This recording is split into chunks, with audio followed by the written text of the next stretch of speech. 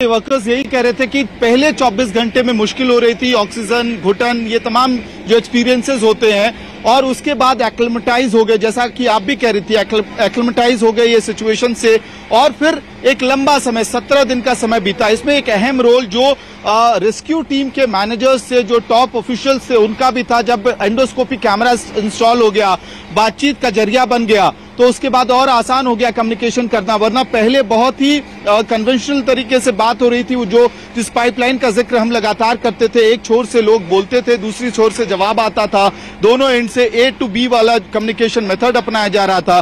बाद में जब ये एंडोस्कोपी कैमरा एस्टेब्लिश हुआ तो बातचीत आसान हो गई, और फिर लैंडलाइन के बाद तो और भी बेहद चीजें बहुत ही सरल हो गई।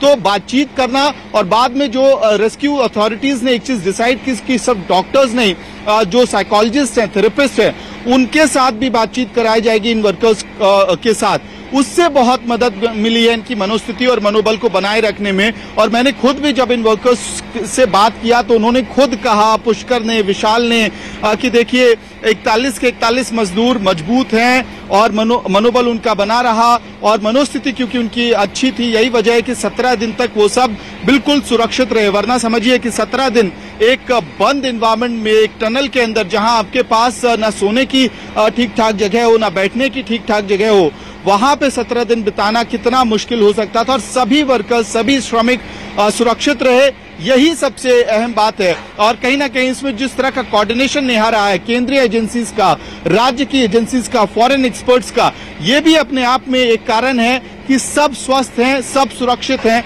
लेकिन वही फिर हम कहेंगे नेहा कि ये फिजिकल एस्पेक्ट पे हम देख रहे हैं, इमोशनली, मेंटली किस तरह का असर पड़ा है। ट्रॉमा जो है अपना असर कई बार बाद में दिखाता है, तो पोस्ट ट्रॉमेटिक एक्सपीरियंसेस जो होते हैं उसको अभी से एनालाइज करना बहुत जरूरी है, क्योंकि ये गरीब परिवार से आते हैं, लोअर इकोनॉमिक स्ट्रेटा के परिवारों से आने वाले ये मजदूर हैं।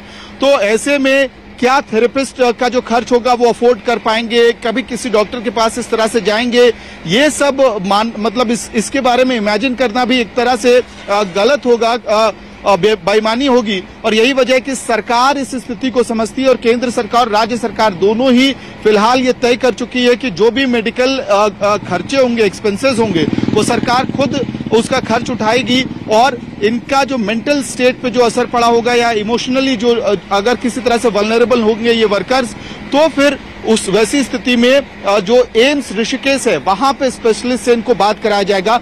एक बार फिर हम लोग कोशिश करेंगे कि आपको चिन्याली सौड़ अस्पताल के अंदर की तस्वीरें दिखाएं, जहां पे इस वक्त परिवार वाले हैं और कुछ फॉर्मेलिटीज इस वक्त वहां हो रही हैं, और धीरे धीरे आपको दिखाई देगा कि बैग्स वगैरह लेके यहाँ पे हैं। उड़ीसा के अधिकारियों को मैं देख सकता हूँ, झारखंड के अधिकारियों को देख सकता हूँ। तो कहीं ना कहीं इवैक्यूएट करके अपने अपने राज्य ले जाना है, तो इस वजह से भी अलग अलग लेवल पे कोऑर्डिनेशन लगातार चल रहा है। नेहा, अलग अलग फरिश्ते, देवदूत और सुरंग के योद्धा, auger machine operator, rat miners, NDRF की टीम, उत्तराखंड सरकार, प्रशासन, हर कोई इसी जद्दोजहद में 17 दिन तक लगा रहा कि कैसे ये मजदूर सही सलामत बाहर निकल पाएं। और इसी की एक कड़ी में आज कैसी इनकी मनोदशा है, इसको लेकर भी तमाम इंतजाम सरकार की ओर से किए जा रहे हैं, ताकि जब ये अपने घर लौटे तो पूर्णतः स्वस्थ होकर वहां वापस लौटे। और इसके लिए ये चिनूक हेलीकॉप्टर आप देख सकते हैं, इसी के जरिए इन मजदूरों को अब ले जाया जाएगा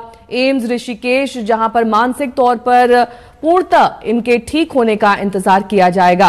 तो चिन्याली सौड़ चिकित्सालय इन्हें ले जाया गया था, वहां पर प्राथमिक जांच की गई थी। अमित मेरे सहयोगी जुड़े हुए हैं तमाम जानकारी के साथ। अमित, ये मजदूर दरअसल आपने बताया कि ऐसे सोशल स्ट्राटा और बैकग्राउंड से आते हैं, मानसिक तौर पर भी ये काफी मजबूत होते हैं, सिर्फ शारीरिक तौर पर ही नहीं, और शायद यही एक बड़ी वजह रही कि ये 17 दिन तक इस अंधेरी सुरंग में सर्वाइव कर गए। अब बिल्कुल नहीं, देखिए मैं और आप ये बात इमेजिन नहीं कर सकते हैं कि 17 दिन तक ऐसी परिस्थितियों में, विकट परिस्थितियों में, जहां ना सोने की जगह हो, ना बैठने की जगह हो, खाना पीना कैसे मिलेगा, ये तमाम सोच जो है, आदमी का जो सर्वाइवल इंस्टिंक्ट होता है वो अपने आप में गजब का होता है। लेकिन ये मजदूर निश्चित रूप से मानसिक रूप से और जो इनका मनोबल था, जो इनकी मनोस्थिति थी, वो बहुत ज्यादा मजबूत थी। नहीं तो 17 दिन तक एक सुरंग के अंदर फंसा रहना और उसके बाद भी हंसते हुए मुस्कुराते हुए बाहर आना, कोई गुरेज नहीं कि वहां पे हम काम करने के लिए क्यों गए, अब नहीं जाएंगे, ऐसी कोई बातचीत किसी मजदूर ने फिलहाल नहीं की है। यानी कि एक एक्सीडेंट था, उसको एक्सीडेंट के तौर पे ही ले रहे हैं। लेकिन ये जरूर कहना होगा कि जो जिस तरह का इन्होंने जिस तरह की हिम्मत दिखाई है, मनोस्थिति दिखाई, मनोबल दिखाया, वो अपने आप में एक बड़ा फैक्टर बना कि जो रेस्क्यू एजेंसीज थी, रेस्क्यू अथॉरिटीज थी, वो कभी पैनिक नहीं हो रहे थे। लेकिन ये इसलिए कह रहा हूं मैं नेहा कि अगर किसी का स्वास्थ्य इतना खराब हो जाता, अगर आप मानसिक रूप से या इमोशनल रूप से इतने कमजोर होते, कोई व्यक्ति लगातार आपको रोता हुआ दिखाई देता, तबीयत उस खराब होती, और ऐसे में पैनिक एक तरह से कहीं ना कहीं अथॉरिटीज के भी अंदर होता कि जल्दी जल्दी निकालने की कोशिश करते हैं, और उसी जल्दी में हड़बड़ी में गड़बड़ी होने का खतरा होता है। क्योंकि कल भी एक्सपर्ट, जब आपको ध्यान होगा नेहा कि कल आखिरी पड़ाव में जब 2 मीटर का आखिरी काम बचा था और डीमकिंग का काम हो रहा था, उससे सुरंग से कूड़ा, जो पत्थर के टुकड़े थे, मिट्टी था, उसको हटाया जा रहा था, उस वक्त भी कदम फूंक फूंक के रखे जा रहे थे। यही कहा जा रहा था कि हम ऐसी स्थिति नहीं चाहते हैं कि हड़बड़ी में किसी रूप से किसी और डेंजर को हम ट्रिगर कर दे, जिससे जो 41 मजदूर अंदर फंसे हैं उनकी जान को आफत हो ही हो, जो लोग रेस्क्यू कर रहे हैं उनके लिए भी खतरा बन जाए। और क्यों पैनिक नहीं किया अथॉरिटीज ने? क्योंकि अंदर जो 41 लोग थे वो बहुत ही मानसिक रूप से मजबूत लोग थे। लेकिन फिर वही बात है नेहा, इसके बावजूद डॉक्टर्स अपना काम करेंगे। एक जो उनकी पूरी जो थेरेपी का जो प्रोसेस है वो देखा जाएगा, एनालाइज किया जाएगा कि किसी को पोस्ट ट्रॉमेटिक एक्सपीरियंस तो नहीं है, ये सारी चीजें देखी जाएंगी। और फिजिकल स्टेट पे भी अगर किसी को चोट आई होगी, कोई हल्का फुल्का, आप 17 दिन ऐसे एनवायरमेंट में रहते हैं तो बॉडी को पे कहीं स्ट्रेस पड़ा होगा, तो ये सारी चीजों का जांच जो है एम्स ऋषिकेश में बेहतर हो सकता है। ये जो चिन्यालीसौड़ का अस्पताल है, एक तरह से आप कह सकते हैं कि स्टॉप ओवर के तौर पे भी देखा जा सकता है कि पहले आपने इमीडिएट मेडिकल ऑब्जर्वेशन किया टनल के बाहर, एम्बुलेंस में बिठाया इन वर्कर्स को, और उसके बाद आप चिन्यालीसौड़ लेके आए, क्योंकि रात में आप एम्स ऋषिकेश जैसी जगह पे नहीं ले जा सकते। और इससे भी अहम बात यह है कि आप अचानक से इतना ज्यादा मूवमेंट नहीं करा सकते हैं। यानी कि जब 17 दिन तक कोई 41 लोग एक जगह बंद रहे हो, तो तुरंत उनका एनवायरमेंट चेंज करने से, उनकी सराउंडिंग्स को चेंज करने से अलग अलग तरह के खतरे हो सकते हैं। और यही वजह है कि फेज वाइज रूप से जो उनका कम्युनिकेशन है उसको खोला जा रहा है, जो उनका बाहरी दुनिया से एक्सपोजर है उसको खोला जा रहा है। पहले टनल से बाहर, फिर चिन्यालीसौड़ का ये सामुदायिक हेल्थ सेंटर, और इसके बाद अब एम्स ऋषिकेश में स्पेशलिस्ट से मुलाकात, और फिर संभवतः इन सबको छोड़ दिया जाएगा कि आप आराम से अपने अपने घर जा सकते हैं, आप अपने परिवार वालों से पूरी तरह से खुल के मिल सकते हैं। हालांकि अभी जितने भी 41 मजदूर हैं, सब जिन के घर से कोई आया हुआ व्यक्ति यहाँ पे था, उनके परिवार का कोई रिप्रेजेंटेटिव था, वो सब इसी अस्पताल में उन्होंने रात बिताई है, और उनको धीरे धीरे मुलाकात करने का मौका दिया गया है। फिलहाल ये भी हमें बताया गया है कि थोड़ा अवॉइड किया जा रहा है, कि फोन कॉल्स और ये सब थोड़ा अवॉइड करवाया जा रहा है, क्योंकि एक बार में बहुत ज्यादा एक्सपोजर भी बहुत अच्छा नहीं होता है ऐसी स्थिति में, जब आप 17 दिन तक बाहरी दुनिया से बिल्कुल पूरी तरह से कट ऑफ रहे हो। नेहा और अमित, हमने सुरंग के अंदर की भी तस्वीरें देखी और मजदूरों ने यह भी बयां किया कि पहले 24 घंटे तो काफी मुश्किल भरे बीते इनके, उसके बाद धीरे धीरे जब खाना मुहैया होने लगा, फोन के चार्जर्स और कम्युनिकेशन हुआ, तो इनकी स्थिति बेहतर होने लगी। लेकिन इस बीच लगातार सीएम धामी इनसे संपर्क में रहे, उनका हौसला बढ़ाया। आज सुबह हमने उनसे खास बातचीत की है, सुनिए इस बातचीत के अंश। हमारे साथ एक्सक्लूसिव बातचीत में उत्तराखंड के मुख्यमंत्री, जो सबसे बड़े न्यूज मेकर के तौर पे आप ले लीजिए या मिस्टर रिलायबल के तौर पे ले लीजिए, पुष्कर सिंह धामी साहब जुड़े हुए हैं।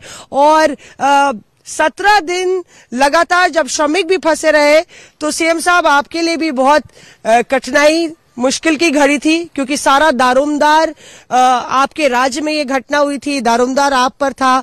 अब जो है एक बार फिर से जो सुबह हुई है उसमें धूप जो है अलग तरह से खिली हुई है। नहीं, बहुत कठिन समय था कि अचानक दीपावली के दिन ही ये बात आई, ये मैसेज आया कि यहाँ पर इस प्रकार की घटना हो गई है। तो उस दिन से हम लोग लगातार प्रयास करते रहे, और हमारे प्रधानमंत्री जी भी लगातार उसी दिन से वो कहीं उस दिन बॉर्डर पर गए हुए थे।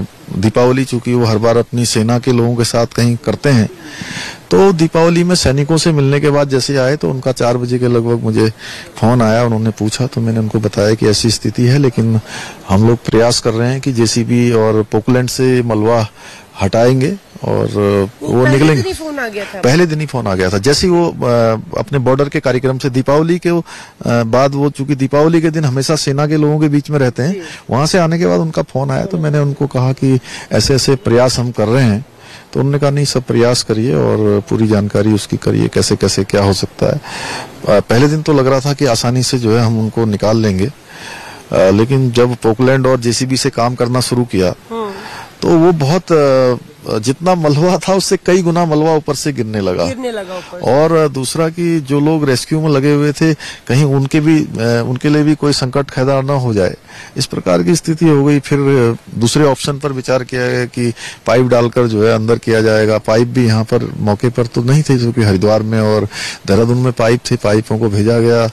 फिर वो भी काम शुरू कराया, कुछ आगे बढ़ा, लेकिन वो काम भी बहुत बन नहीं पाया, वो उसमें भी सफलता नहीं मिली। फिर ऑगर मशीन की बात हुई, ऑगर मशीन मंगाई गई और हमारे प्रधानमंत्री जी के कारण ही जो है हैदराबाद से और इंदौर से और जब प्लान हुआ, मैं टोक रही हूँ इसलिए क्योंकि जब प्लान हुआ ऑगर मशीन मंगाने का, तो कितने घंटों में ऑगर मशीन आपके पास पहुंच गई? ऑगर मशीन तो हमारे पास तत्काली रात ही को आ गई, रात को आ गई। और बल्कि वो मशीन इतनी हैवी थी, उसको एयरफोर्स के प्लेन से लाया गया। बता रहे 25 टन की थी या उससे भी ज्यादा से। और चिन्याली सोल का जो हमारा हवाई अड्डा है, कुछ देहरादून में कुछ उनको उतारा गया और कुछ को यहाँ उतारा गया। तो वो इतना ज्यादा था कि वो एयरपोर्ट को भी 1 मीटर नीचे तक जो है उसको वो करना पड़ा, खोदना पड़ा। अच्छा, एयरपोर्ट को भी खोदना पड़ा? हाँ, एयरपोर्ट को भी खोदना पड़ा उसको उतारने के लिए, अपलिफ्ट करने के लिए। तो वो मशीन हमारी तत्काल पहुंच गई थी, मतलब बहुत जल्दी हमको, मैं समझता हूँ कि 24 घंटे के अंदर हमको मशीन उपलब्ध हो गई थी। और वो मौके पर भी पहुंच गई, उसको ट्राला इत्यादि से सब इंतजाम करके यहाँ पर पहुंचाया गया। वो चली, उसने भी कुछ काम किया। पहले हम 24 मीटर तक पहुंचे, फिर 24 के बाद 34 पर पहुंचे, 34 पर जाकर रुक गई। और वो बड़ी कठिन स्थिति थी 16 तारीख को।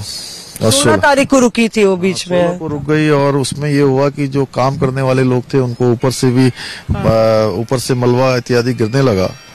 और ये हुआ कि अब काम नीचे से बंद हो गया। तो चारों तरफ से अंधेरा हो गया कि अब क्या होगा। इसी के साथ यहाँ रुकेंगे, छोटे से ब्रेक के लिए फौरन होंगे हाजिर। देखते रहिए आज तक।